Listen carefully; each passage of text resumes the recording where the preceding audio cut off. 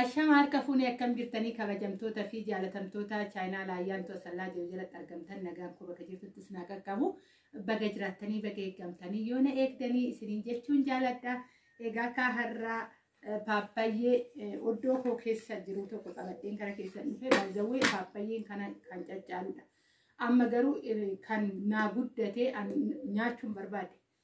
Nyaachuu barbaade kan bishaate kana bichaa ta'e malee tanaan dura osoo nan barbaachisin dura gurguddaan baay'ee gurguddaa ta'e buusnee nyaannee too beekna. Paappayyee kan barreen gaddaa hojjedheen ture viidiyoo yeroo tokko yeroo lama irratti jechuudha. Odduma keessa firee facaasee fireen isaa hagam akka dhedheeratee isinitti himeen jira. Garuu kun immoo kan barreen gaddaatiin isa turedha jechuudha. Odduma keessa jira paappayyeen kuni nyaanni kana caccaalu nyaanni har'a immoo bakka callisee paappayyeen hawweechuudha karee galgalarraa jalqabee odoo amma oddoo jiraachuu baatee paappayyee kana barbaaduuf dirqama yookaan ofii kiyyaafillee xiqqoo ishee manaan deemnee namatti ergattee barbaaddattee bakka jirutti bitachuun dirqamaadha jechuudha. Wanni oddoo kee keessa jiru immoo nama fayyada. Yeroo darbeellee viidiyoo kan laayik sheer gochuu hin dagatinaa. Gamanumaanii warroonni chaayinaa laayyaan to'asallaatiif haarawaa ta'an garaattan immoo subscribe godhuun maatii keenya ta'a.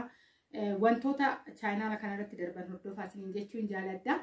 Egaa ka dubartiin ofumaa isheetifuu haga deessee daa'ima ishee harkatti qabattutti waaqayyoo gaditti wanta baay'ee michootiin qabdu.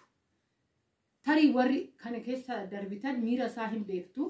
Warri immooyyuu ganaatti deemtan immoo barumsa sirrii ta'a. Amma yeroo baay'ee miidiyaadhaa tolu.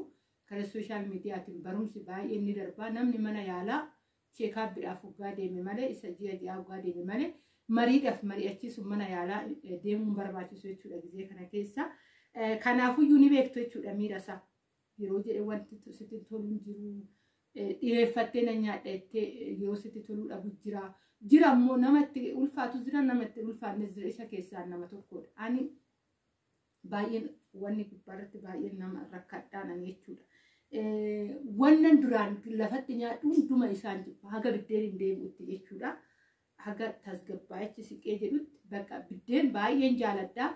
Ani gaafuman galee galgala akka nama maatiin bakka jiraa miti ijoolleen tokko tokko biddeen hin nyaannudhanii waan qopheessanii egaa wanni isaan qopheessan hin jiru jechuudha. Ani garuu gaafan gale goommanii fi biddeen nyaadhe biddeen homumaanuu jijjiiruu hin danda'u biddeen baay'een jaaladha.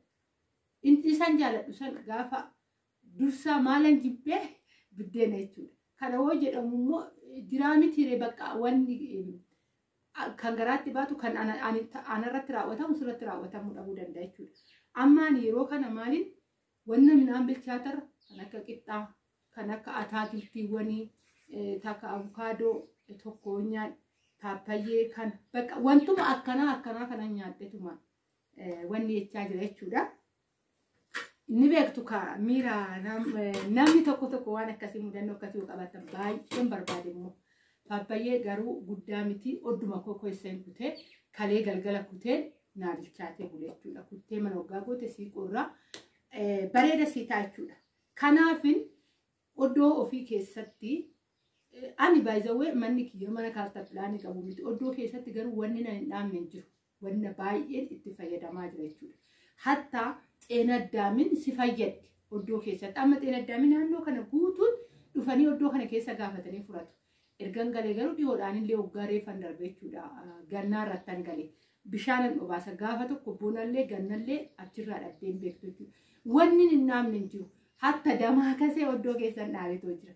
Gaafa tokko na fayyada ka tariiti hin beekamu dhugaa. Kanaafuyyuu oddoo ofii kan ga'u hin jiru. Har'a silaanii paappayyee kana dirqama. Yookaan deemaa naa barbaadan jedhaanii yookaan ofii kootiif hin deemee barbaadda malee waan barbaadde tokko waan gootu hin qabdu. Kanaafuu tanaan dura illee yeroo lama waa'ee paappayyeetii irratti hojjedheen ture. Ani paappayyee yeroo dhaabu erga guddatees viidiyoo irratti hojjedheen ture.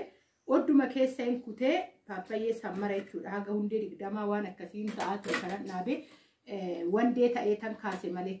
Ani sanyii isaan binne yookaan biqilaa isaan binne jechuudha paappayyee. Kanatti fayyadame isuma kunoo garaa keessaa kanaan warri barbaadan kan barreen gaddaa hojjedhe akkamittan daaradhaan sukkumee goggosee teechisee facaasee jala buutanii ilaaluu hin dandeessa.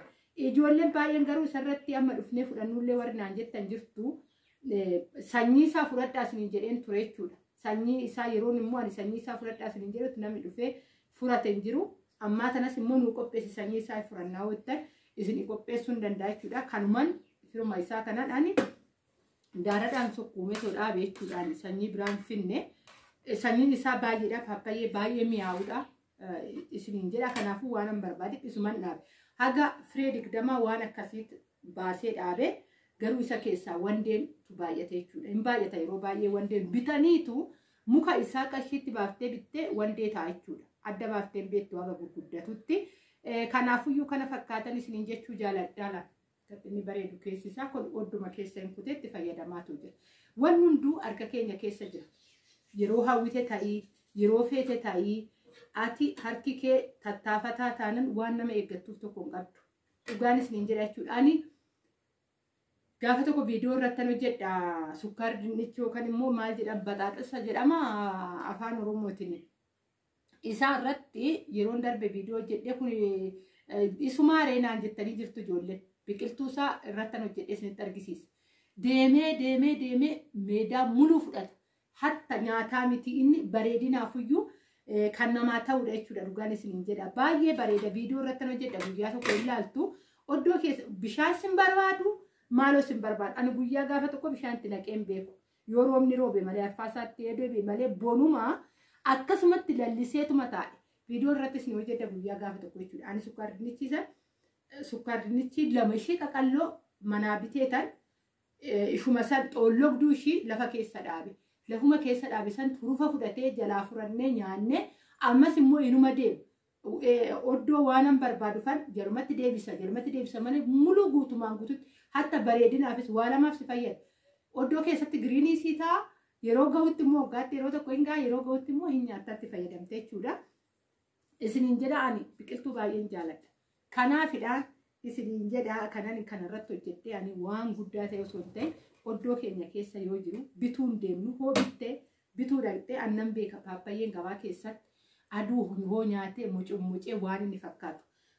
Hoo minaalbaata juusii fa'aa goote malee akkatti murteetu akka keetitti murtee akkatti nyaachuun haa ta'u ka eenyumtuu oddoo keessaa hundi hin qabu garuu kan akka oddoo keessaa hin jiru. Isiniin jechuun jaaladha. Egaa kana fakkaataa viidiyoon kiyyaa paappayyee baay'ee barbaadesanii. Baay'ee mi'aawu. Baay'ee sanyii kanaa iddoo ijoolleen dhiyoo jiraatanii sanyii kanaa isiniif kennee dhaabbattanii filatamaadha sanyiin isaa baay'ee tokko jechuudha. Isaa fi maangoon iddoo kana keessa jiru. Ani baay'een naabe maangoos tanaan dura irratti hojjedheen ture jechuudha barreen gaddaa. Sanyiin isaa baay'ee maangoo kaawwan irraa addaadha. Warri dhiyoo jirtan waan akkasii kan odoo furattaniitti illee dhaabbattan rakkoon qabanii karaa kootiin jechuudha. Firiidha. Sanyii kana kan furattan qarshiitti baaftaniitti miti firii furattu. Isiniin jechuun jaaladha. Sanyiiwwan akkanatti garuu maasii barbaachisaa waan tokko har'uma gootee har'uma argachuu osoo hin ta'in obsa nama barbaachisa waan hunduu jechuudha. Ani barreen gaddaa paappayyee nama gurguddatee hababaa baafate kun paappayyee irratti hojjette kun jechuudha. Bishaan bona biqiltuu isaatitti jechuudha. Yoggaan magarsu biqiltuu isaa gaafan magarsu yookaan firee isaa kana gaafan gannaqu bishaan itti naqaadan. Guyyaan galgala bishaan itti naqaan guddise. Gaafa inni gurguddatee baala 2 baala 3 baafatu nan zarazzareetoo dhaabe jechuudha. Hojii si barbaachisa tokkotu si barbaachisa. Gadi jettee biyyee harkaan dhuguu si barbaachisa. Waan baay'ee si barbaachisa san immoo tokko biqiltuun ani waanan jaaladhuuf sammuu si haaromsa akka ijoollee. Namni ijoollee wajjin oolu bar waan namaa yaadu.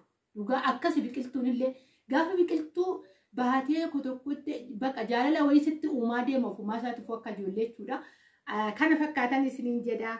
Egaa paappayyee koo muradhee nan nyaadhan isiniin jedha. Warroonni yeroo darbe haannaa wajjiniin viidiyoo hojjennee haannaa sapiraayizii godhe irratti dhugaa ijoollee baay'een naa gammaddanii na eebbiftanii jirtanii. Egaa kan yeroo baay'ee sinan galateeffadha kana gubbaatti isiniin jechuun jaaladhaa. Guyyaa tokko immoo abbaa manaa koo wajjiniin hin dhufnaa viidiyoodhaan xiqqoo biizii ta'ee itti toluu dideetidha. Innis miira akkamii akka qabu kanarratti gaafa tokko wajjiniin viidiyoodhaan dhufnaa isiniin jechuun jaaladhaa. Bakka jirtanitti akka amantaa keessaniitiin kadhannaa keessanii na yaadaddaa.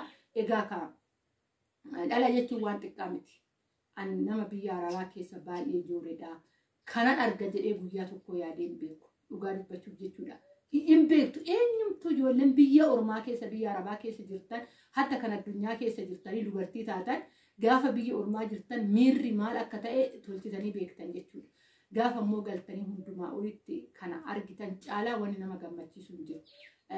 Amma Adaamaa kana keessatti namoonni baay'een mana pilaaswaanii mana sirriitti makiinaa ta'e qabaatanii gaafii ijoollee baatanii deeman danuun ni jira jechuudha.